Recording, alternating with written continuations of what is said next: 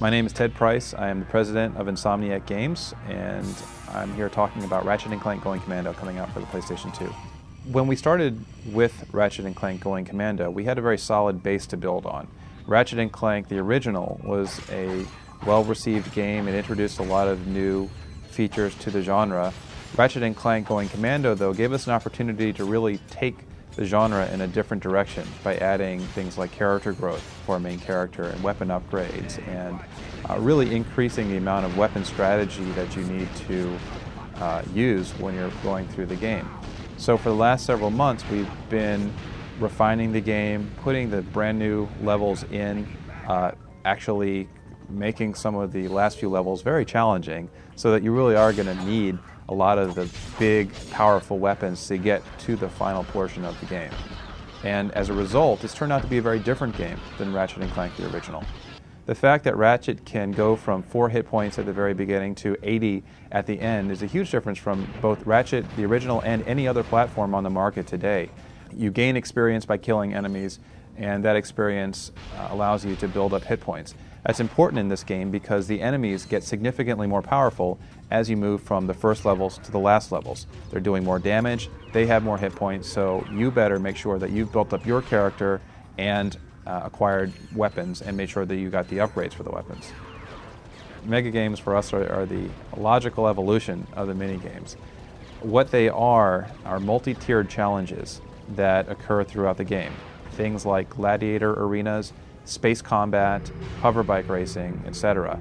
These are challenges that you need to take on to resolve the story, but it extends the gameplay. There's more replay in each of these challenges, so that's why we're calling them mega games versus mini games. There is one very nice bonus that you get if you have a memory card from the original Ratchet.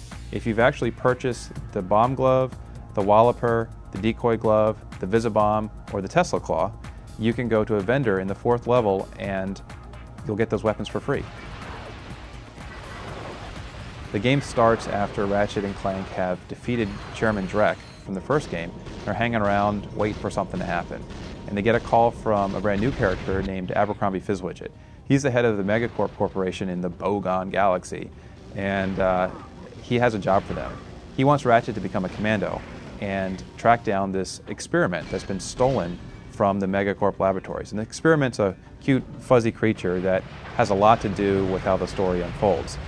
But this experiment was stolen by a masked figure, and that's the first glimpse of another character that you get in the game. So we're introducing several main characters as well as a bunch of secondary characters that you run into as you hop from world to world.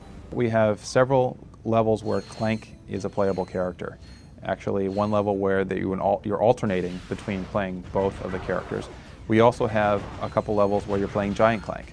What's cool about those levels is that they are spherical worlds. They are complete globes around which you can travel without ever leaving the level. So we've done away with the flat worlds in these instances.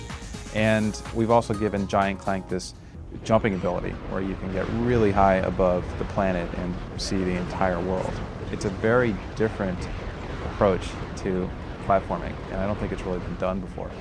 We've made significant improvements to the engine, though. At the beginning of Ratchet & Clank Going Commando, Al Hastings and Rob Wyatt, our Vice President of Technology and one of our senior engineers, spent a lot of time tweaking what we had built for Ratchet & Clank, the original. And as a result, we can draw a lot more polygons, a lot more characters, and the worlds are about 150% bigger than the original, which leads to the fact that the game is about 150% bigger than the original, both geographically and in its complexity.